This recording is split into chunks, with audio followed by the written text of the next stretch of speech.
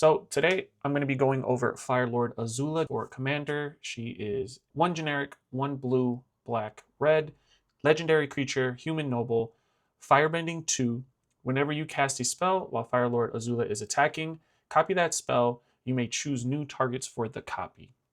So copying spells is one of the stronger mechanics in Magic, and being able to do that multiple times a turn is fairly OP. So a lot of the builds that I've seen with Fire Lord Azula so far are too OP in my opinion. Yes! We've defeated you for all time!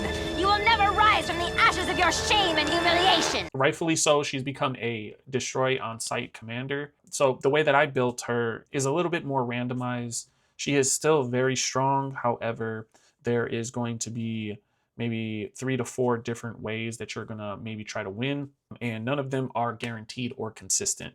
So a couple choices for cards in this deck might not be the best choice, but it is, in my opinion, either more flavorful or just more fun for my pod.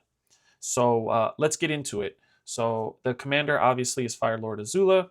With the strategy of having Fire Lord Azula, there is the, like I said, being destroyed on site. So you want to have protection. I have Swiftfoot Boots, going to give hexproof as well as haste. I also have Lightning Greaves, going to give your creature shroud as well as haste. And that's just protection. You're also going to have stuff like Whisper Seal Cloak, but this is where it starts to get more synergistic with the strategy. So yes, you want to protect with Shroud, but it also gives unblockable to the equipped creature. Because her ability triggers on attack, you want to be sure that you are able to get an attack in on as many turns as possible. Another card that's going to help with that is Maze of Ith. So for those of you that don't know, Maze of Ith is a land that says you can tap it and untap target attacking creature, prevent all combat damage that would be dealt to and dealt by that creature this turn. So this is another synergistic card because you're also going to be able to use this on opponent's creatures that are attacking you. You can tap it and get them removed from combat. More importantly, if you don't have a good attack for the commander, you can still swing out and get your triggers going and then go ahead and tap the Maze of Ith to untap her before any lethal damage is dealt to Fire Lord Azula. The Wing Boots, once again, is double synergistic. It's going to give evasion, so you can swing out more often with your commander, but gives her Ward 4 as well. And then cards like Shizo's Death Storehouse, which you can tap for a black or tap a black and this land to give target legendary creature fear until end of turn. So that's going to just be some more evasion. Once you have your commander online and she is protected and has evasion and you're able to swing out consistently, I think the next most important set of cards is going to be the card advantage. So there are a bunch of cards in here that are instant speed. However, there are still some that are sorcery speed. And I think this is where a lot of the builds that I've seen online and mine differentiate the most. I am adding some flash enablers. That way I can still play some sorcery cards and everything isn't at instant speed, just to kind of have that inconsistency thrown in the deck and make it feel a little bit more rewarding when I am able to get that extra combo piece on the board and then start popping off. For the instance that I do have, I have cards like Demand Answers and Thrill of Possibilities. If you are to activate these while you are attacking, you will essentially discard 1 card and draw 4, which is amazing. I have Opt, which is scry 1, draw 1.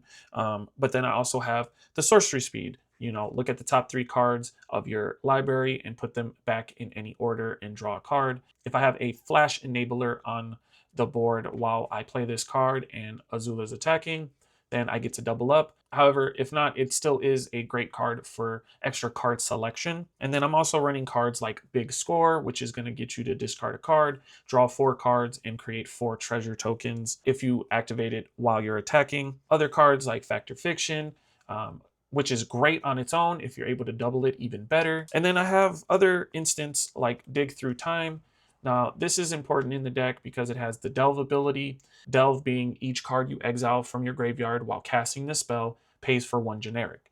And I have a little bit of graveyard synergy that I'll talk about later on that Delve actually helps with. I also have other delve cards like Treasure Cruise that are going to allow you to exile some cards to help pay for it and then draw 3 cards. Other sorceries, Expressive Iteration, and Preordain, as well as this card advantage here, which is going to allow me to draw cards every time I cast an instant or sorcery or copy.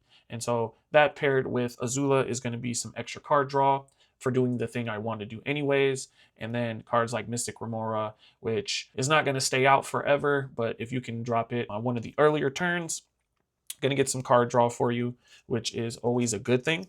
So after you get the protection on your commander, maybe some evasion and some card advantage, you're definitely going to also be wanting to ramp. So I have cards like Dark Ritual that you could play at instant speed to double your mana, the Felwar Stone and Cursed Mirror and Arcane Signet, as well as Soul Ring, just going to add some mana to your mana pool. And then cards like Braid of Fire.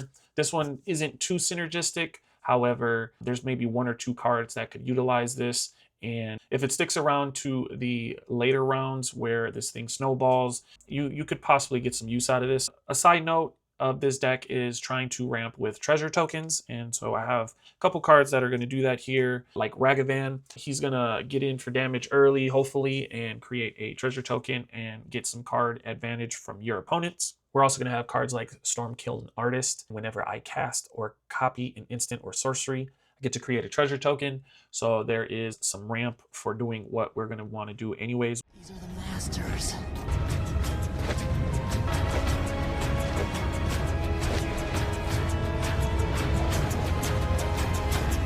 Since in the lore of Avatar The Last Airbender, we learned that the firebenders learn firebending from dragons. So I tried my best to put as many dragons in here that made sense. So this one is probably the most powerful one. Ancient Copper Dragon, 6-drop. It's a 6/5 with flying, and whenever it deals damage to a player, I get to roll a d20 and create that amount of treasure tokens. Another dragon is Hoarding Dragon, has flying, 4/4, and when this creature enters, I get to look for an artifact. So this is one of the most fair tutors, in my opinion. A couple hoops you got to jump through, and if your opponents don't really want you to have the card, they're just not going to kill this guy. 9 times out of 10, I am looking for Vedalken Orrery so that I can get my Flash Enabler. And so Vedalken Orrery and High Fate Trickster, they both are going to give any creatures or any spells that aren't instant speed Flash, which is just going to allow me to use Fire Lord Azula to double them. Majority of the cards that I have are going to be more card advantage spells, but there are some more high value cards that would be insane if given Flash. So you have some ramp, you have some card draw, card selection, and you're able to double spells. So what spells do you really want to double? I'm running a few pingers in this deck. However, I am not overloading it. 2 similar ones I have that could be game enders if you are able to double are going to be Electro Dominance and Comet Storm. Other pingers I have, which are going to be more for creature removal, are going to be things like Lightning Bolt, especially if you're able to double it at instant speed. And then another one I have that is fairly interesting and kind of the vibe that I want this deck to be is Bituminous Blast. It's 5 mana to deal 4 damage to a target creature. However, it has Cascade. And so when you cast this card, you're going to be able to cast a random card that you pull off the top of your library as long as it is 4 or less mana. You never know what you're going to pull, so it's an interesting way to cast spells. Majority of the time, it's not helpful, but the times that it is, it can really be fun at the table. An interesting thing, though, that you should know is that Cascade is triggered on cast. So when you copy this spell at instant speed, you're not going to get a second Cascade trigger, but you are going to get 2 instances to deal 4 damage. Other pingers I have are things like Gutter Snipe, a 3 mana 2/2 Goblin Shaman. Whenever you cast an instant or sorcery spell, this creature deals 2 damage to each opponent. Not really going to be game ending, but it is a nuisance and something that your opponents are probably going to want to remove, as well as Perforating Artist. At the beginning of your end step, if you attack this turn, each opponent loses 3 life unless that player sacrifices a non-land permanent of their choice or discards a card. And so since you're going to be attacking as often as possible with Azula, this is going to be triggered quite often. Enduring Curiosity, this is just going to help with card draw. Whenever a creature you control deals combat damage to a player, draw a card. And then it also will leave the graveyard when it dies and come back as an enchantment also fueling the graveyard strategy that I'll get into in a little bit. Lost in Memories. This is going to be played at flash speed. You're going to be able to get 2 of them. So enchanted creature gets +1/+1 and has, whenever this creature deals combat damage to a player, target instant and sorcery card in your graveyard gains flashback until end of turn. The flashback cost is equal to its mana cost. Going to give Azula +2/+2 with both copies, and you're going to be able to play 2 instant cards at instant speed while attacking. Pretty powerful combo piece here if you can get it on board. Same thing with Torrential Gearhawk. Play it at flash speed. You get to play a target instant card from your graveyard without paying for its mana cost. And if you get to cast this during combat with Azula, those triggers get doubled. So you get 2 Torrential Gearhawks and 4 instants just for 6 mana.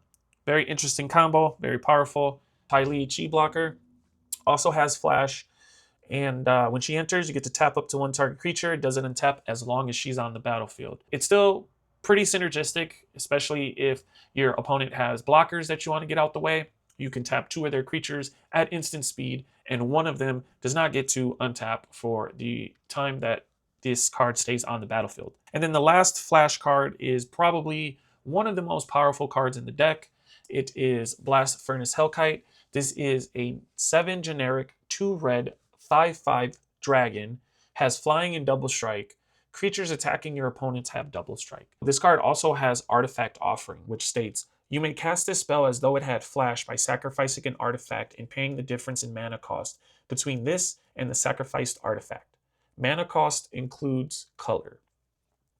So what's very interesting is that because you can cast this dragon at instant speed, if you do it while in combat, you get 2 copies. This is such a strong card. It is high in mana cost, but if you can stick it, even 1 copy is very powerful because it gives creatures attacking your opponent double strike. It gives all your opponents an incentive to attack each other, but it's kind of sneaky in the way that it doesn't clearly state that it also gives all of your creatures double strike, because those would be creatures attacking your opponents.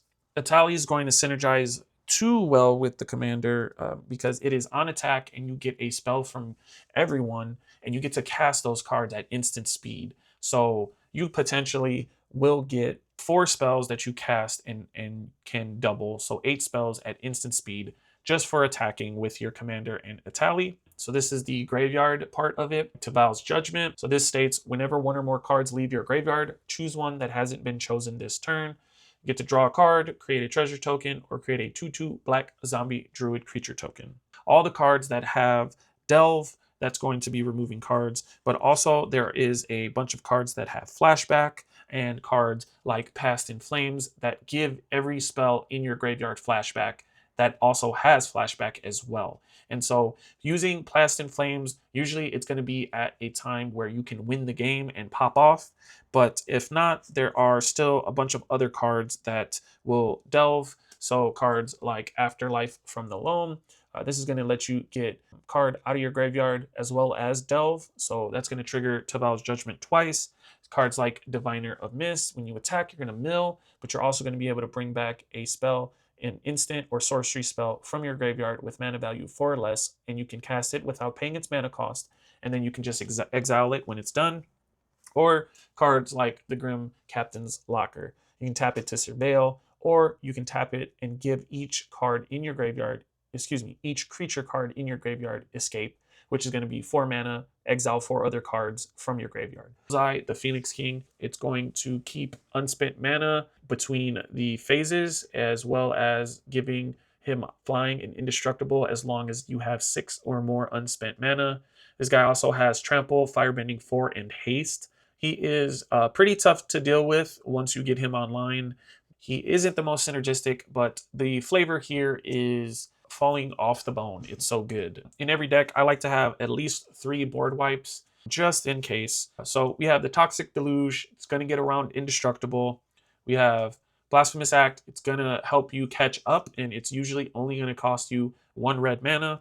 An interesting one that I added is Blood Money, 7 mana, but it's going to give you tapped treasure tokens for each non-token creature destroyed this way. So it is a great board wipe for this deck since we're trying to create treasure tokens. So this is more of a one-sided board wipe. It's going to have Cascade twice. Hopefully towards the end of the game, this can be a finisher piece.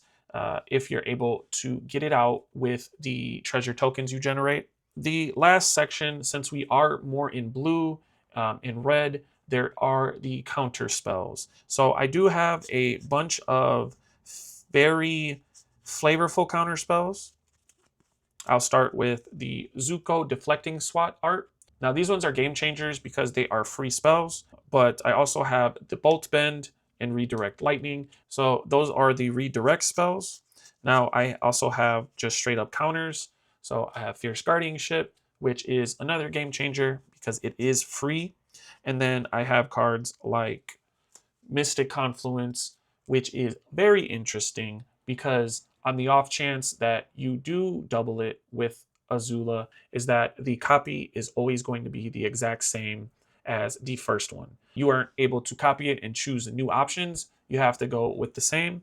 So something similar like with a Braid. So you can do 3 damage twice or destroy target artifact twice. You can't mix it up with the copy. Recto's Charm, Chain of Vapor is a pretty fun one. This is the Cabbage Merchant, Seeker Layer art. Staples like Chaos Warp, a little bit of randomization as well as Pongify, and then the other high-powered Deadly Rollick. So those are going to just go ahead and destroy problematic creatures. That is the counter and destruction, single disruption package. I'm always pretty heavy on those. And then a random one-off that really doesn't synergize with anything, but always comes in handy. More and more I play Commander, life gain comes into play. And so I added a Witch's Clinic that I can activate for 2 and tap. Target commander gains a life leak until end of turn. So while you're playing this to activate on the Fire Lord, on your commander, you're also going to be able to politic with this, because if somebody's commander is going in for an attack and maybe you can set a deal with them that if they don't attack you, you'll give their commander lifelink. That way you can live to untap another day. So that's it for my Fire Lord Azula deck tech. This is a very fun and powerful deck to play. And until next time, where I plan on going over my Toph the First Metal Bender deck. Woo! Toph, you rule.